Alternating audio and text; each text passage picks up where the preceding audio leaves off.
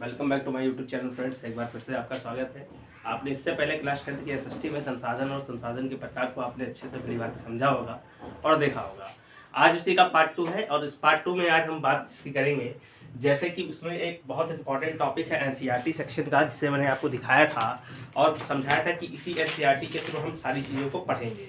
तो हम संसाधन की विकास की अगली कड़ी जो है उसमें जो है हम सबसे पहले आज देखिए यहाँ पे कुछ टॉपिक्स लिखा हुआ है। सतत पोषणीय विकास, रियो डे जेनेरो पृथ्वी सम्मेलन 1992 और एजेंडा 21। आज ये इतना इंपॉर्टेंट टॉपिक है कि ये किसी सभी एग्जाम में, बड़े से बड़े एग्जाम और छोटे से छोटे एग्जामों में इसका इतना इंपॉर्टेंस है कि यहाँ प्रश्न बनते ही बनते हैं। जब आपके पास ऑब्जेक्टिव क्वेश्चंस आएंगे तो जब 20 नंबर के, यानी कि जिस तरीके से मैंने सिलेबस आपको डिफाइन किया था कि 70 नंबर में 20 नंबर के आपके ऑब्जेक्टिव और 30 नंबर का डिस्क्रिप्टिव होगा, तो उस ऑब्जेक्टिव में यहाँ से कुछ ना कुछ प्रश्न आपको वहाँ पे देखने को मिलेगा। तो आइए सबसे पहले हम समझते हैं सतत पोषणीय विकास क्या होता है। देखिए, सतत पोषणीय विकास का मतलब है, जिस तरीके से यहाँ डेफिनेशन लिखा गया है कि सतत पोषणीय आर्थिक विकास से अभिप्राय ऐसे विकास से है जो पर्यावरण को बिना नुकसान पहुंचाए संसाधनों का प्रयोग इस प्रकार हो जिसका हमारी आवश्यकताओं के साथ साथ आने वाली पीढ़ियों को लाभ पहुंच सके। ठीक है, इसे हम सतत पोषणीय विकास या सस्टेनेबल डेवलपमेंट बोलते हैं। ठीक है, यानी कि इसमें इन्होंने ये बताने की कोशिश की है कि आपको केवल उतना ही आपको संसाधन यूज करना है जितना आपको जरूरत है। उससे अधिक आपने संसाधन का अगर यूज किया या दोहन किया तो आपके पर्यावरण को जरूर उससे ज्यादा क्षति पहुंच सकती है। यानी कि सस्टेनेबल डेवलपमेंट का मतलब ये हो गया कि आपको उतना ही विकास करना है जितनी उतना ही अमाउंट खर्च करना है या उतना ही आपको चीजों को खर्च करना है जितना आप खर्च करें। यानी कि आपको जितना आवश्यकता है आप उससे अधिक मत खर्च करें। अगर उससे अधिक खर्च करेंगे तो आपके पर्यावरण को, जाहिर सी बात है कि क्षति और क्षतिग्रस्त जरूर हो जाएगा आपका देश। ठीक, तो यहाँ पे इसको सबसे पहले हम समझते हैं क्या है सतत पोषणीय विकास का आर्थिक विकास से अभिप्राय। यानी कि आर्थिक विकास, यानी आर्थिक विकास का मतलब यहाँ हो गया इकोनॉमिकल डेवलपमेंट।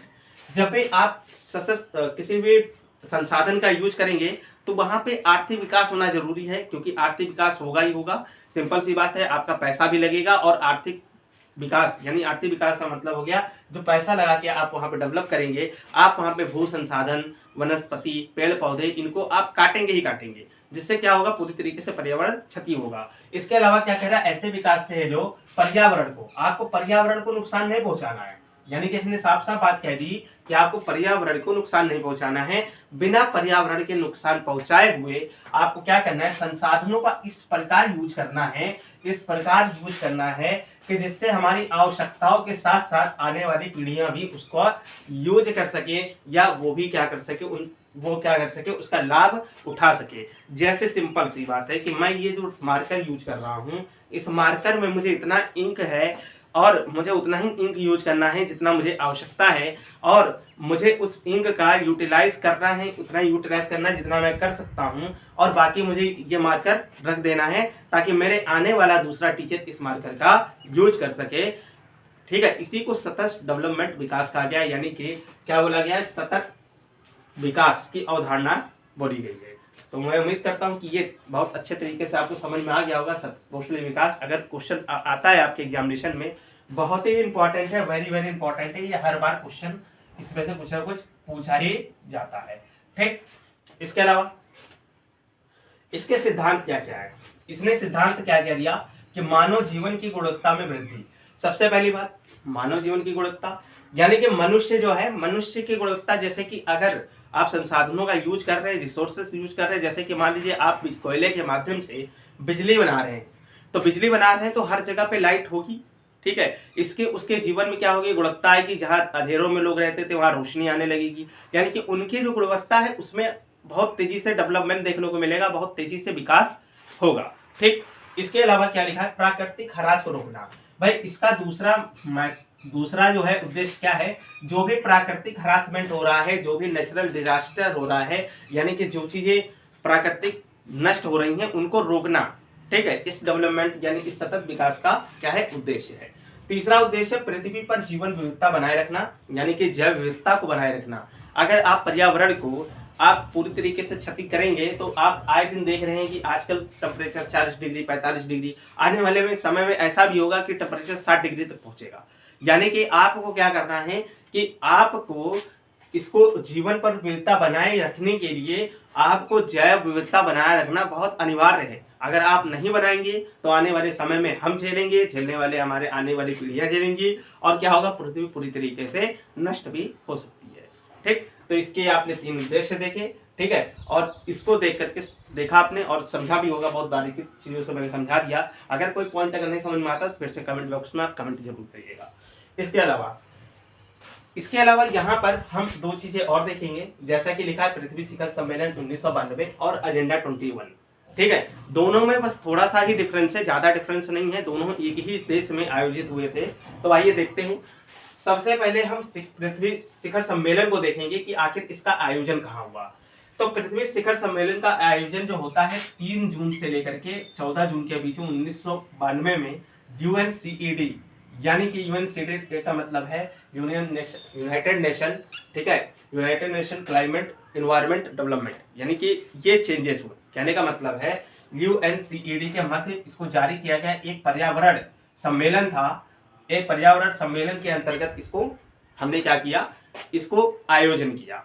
और इसका मुख्य उद्देश्य, इसमें सदस्यों की संख्या कितनी थी, तो इसके सदस्यों की संख्या 100 से अधिक देशों ने इसमें भाग लिया था, इस पृथ्वी शिखर सम्मेलन में।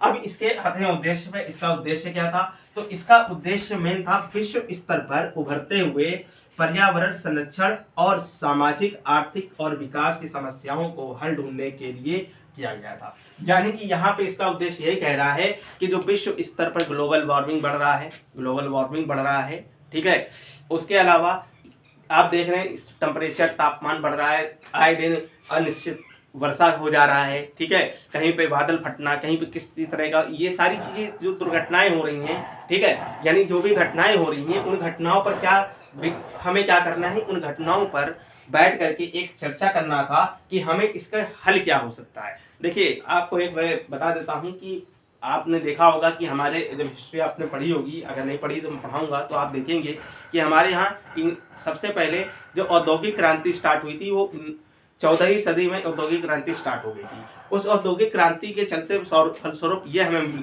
प्राप्त हुआ कि हमारे पर्यावरण को काफ़ी क्षति पहुंचना स्टार्ट हुआ, और हमारे आए दिन क्या होने लगा, धीरे धीरे पर्यावरण काफ़ी भूखमरी, ठीक है, बाकी कहीं बाढ़ का बढ़ जाना, कहीं बाढ़ आ जाना, कहीं कुछ आ जाना, यानी इस टाइप से काफ़ी कुछ जो है हमें सामना करना पड़ा, आपदाओं का सामना करना पड़ा। ये कैसे हुआ, जब हम पर्यावरण को नुकसान पहुंचाएंगे तो जाहिर सी बात है कि इससे क्या होगा कि आने वाले समय में जो जीव जंतु हैं, वनस्पति हैं, धीरे धीरे क्या होंगे, खत्म हो जाएंगे। और जब खत्म हो जाएंगी, खत्म होने के कगार पे है, तो अब उनको हम क्या कर रहे हैं, संरक्षण देने की कोशिश कर रहे हैं। अगर हमने शुरुआत में ही इन सब चीज़ों पर, जो पर्यावरण धीरे धीरे हम जो क्षति कर दिए, हमने अगर उस पर ध्यान दिया होता तो आज ये हमारे सामने समस्याएं न उभर के आती। इसीलिए इसका मेन उद्देश्य यही है कि आप क्या करेंगे कि इसका विश्व स्तर पर उभरते हुए पर्यावरण संरक्षण, यानी कि जो भी पर्यावरण को संरक्षित करने वाली जगह है उनको संरक्षण प्रदान करिए आप।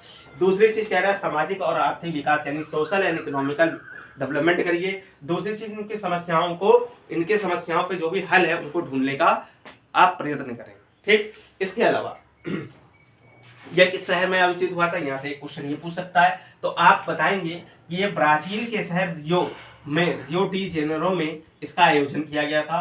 ठीक है, यहाँ पे एक संधि भी हुई थी, उस संधि का नाम था United nation framework convention on climate change, यानी कि इसे उस संधि के नाम से हम जानते हैं।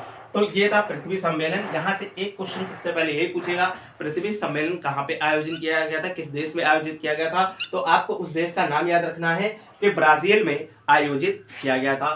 दूसरा आपसे पूछ लेगा कि इसका मुख्य उद्देश्य क्या था, तो आपके सामने क्वेश्चन दे देगा, क्या पर्यावरण संरक्षण, सामाजिक आर्थिक विकास की समस्याओं का हल ढूंढने के लिए किया गया था, तो आप इसी पे टिक कर देंगे, तो आपको यहाँ पर मिल जाएगा। तीसरा क्वेश्चन यहाँ से एक और पूछेगा कि कब आयोजन हुआ, तो आपको डेट याद रखनी है कि 1992 में आयोजित हुआ। ठीक है, तो ये पृथ्वी सम्मेलन आपको समझ में आ गया होगा। इसके अलावा हम आते हैं एजेंडा 21 पे। देखिए, एजेंडा 21 जो है सेम इसी तरह है, तो पृथ्वी सम्मेलन था उसी तरह, बस इसमें थोड़ा सा चेंज है। क्या चेंजेस है देखते हैं। इसका आयोजन भी ब्राजील के शहर रियो डी जेनेरो में किया गया था। इसका भी उसी जगह पे हुआ। एजेंडा 21 का भी आयोजन ब्राजील के शहर में, कहाँ पे, रियो डी जेनेरो में 1992 में किया गया था। दूसरी चीज, इसका उद्देश्य था कि भूमंडलीय यानी कि भूमंडल यानी जमीन पर सतत पोषण विकास को प्राप्त करना है। यानी कि इसका मेन उद्देश्य यह था कि भूमंडलीय सतत विकास को प्राप्त करना है। और इसका उद्देश्य क्या था, इसका सामाजिक आर्थिक जो भी विकास है उसकी समस्याओं का हल ढूंढना है। ठीक, यहाँ पे एक काम और हुआ, इसकी कार्य सूची बनाई गई। जबकि आप यहाँ देख रहे हैं इसमें किसी भी तरह के प्रतिनिधि सम्मेलन में कोई कार्य सूची नहीं बनी, लेकिन यहाँ पर क्या है, यहाँ पे एक प्रकार की कार्य सूची बनाया गया और जिसका उद्देश्य था समान हितों, पारस्परिक आवश्यकताओं और विश्व सहयोग के द्वारा पर्यावरण क्षति, गरीबी, रोग जैसे आपस में निपटना।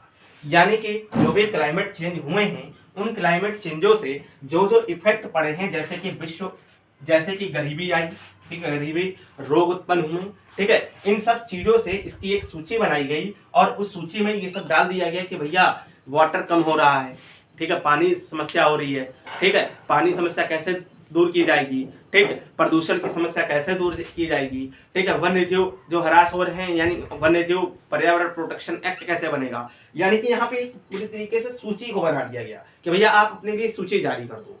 दूसरी चीज, इसका प्रमुख उद्देश्य एक और था कि प्रत्येक स्थानीय निकाय यानी कि जो स्थानीय निकाय जो देश हैं वो अपना अपना स्थानीय एजेंडा तैयार करें। यानी कि जो भी कंट्री है जो इसमें भाग लिए हुए हैं, जो जो समस्याएं आ रही हैं, आप उसको क्या करेंगे कि आप वहां पर अपनी एक सूची बनाइए और सूची बना करके उन समस्याओं को लिखिए और लिखने के बाद उस पर अपना काम करिए। ठीक है, आपको पता भी है एसडीजी गोल यानी कि सस्टेनेबल डेवलपमेंट गोल जो है हमारे पास 17 है, यानी कि 17 है और हमने इसका लक्ष्य रखा था कि हम 2025 तक प्राप्त कर लेंगे, लेकिन अब जो है अब ये 2030 तक हो चुका है। यानी कि अब ये 2030 तक हो चुका है क्योंकि कोविड वगैरह बीच में आया तो उसके कारण ये डेटें क्या कर दी गई, बढ़ा दी गई।